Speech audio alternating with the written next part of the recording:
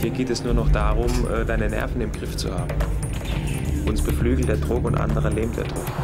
Und das kann im Endeffekt dann auch hier alles gewinnen. Das ist richtig gefräßig sind wir hier. Und da ist sie, die Schale! Das ganze Stadion wird gegen uns sein. Bis auf die Bayern-Fans wird ganz Deutschland gegen uns sein. Und was Schöneres gibt es nicht.